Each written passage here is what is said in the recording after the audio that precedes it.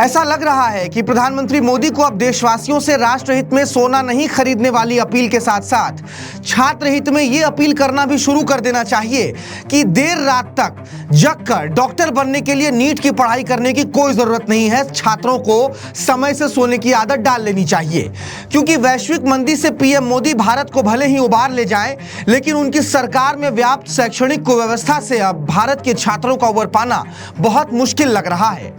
संभावित paper leak की आशंकाओं के बीच नीट यूजी 2026 की परीक्षा में बैठे लाखों छात्रों का भविष्य फिलहाल रद्द कर दिया गया है और कहा गया है कि आप परीक्षा की नई तारीखों के ऐलान का इंतजार कीजिए।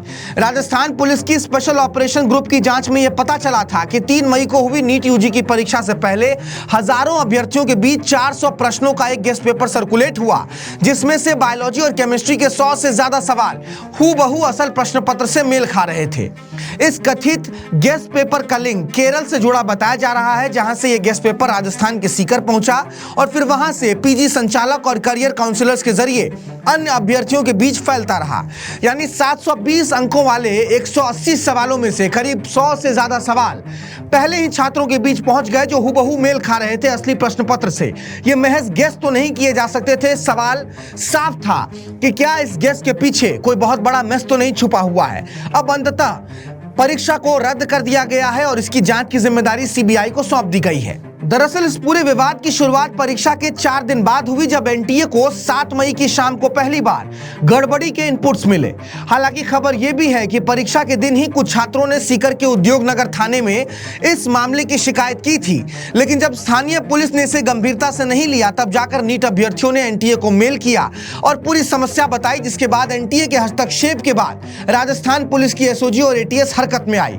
अब आगे इस पूरे मामले की जांच सीबीआई को सौंप दी गई है। जांच करके यह पता लगाने की कोशिश होगी कि क्या असल में पेपर लीक हुआ या फिर यह महज किसी दिमाग का तुक्का है। वैसे आपको याद दिला दूं कि इससे पहले भी साल 2024 में नीट यूजी के पेपर लीक की बात सामने आई थी। पहले तो एनटीए इस बात को मानने से इनकार करता रहा कि कोई पेपर लीक भी हुआ है, लेकिन फिर जब बाद में परीक्षा रद्द करने को लेकर मामला सुप्रीम कोर्ट पहुंचा, तब जाकर केंद्र सरकार और सीबीआई ने माना कि हां, पेपर लीक तो हुआ था, लेकिन सिर्फ बिहार और झारखंड के कुछ हिस्सों में।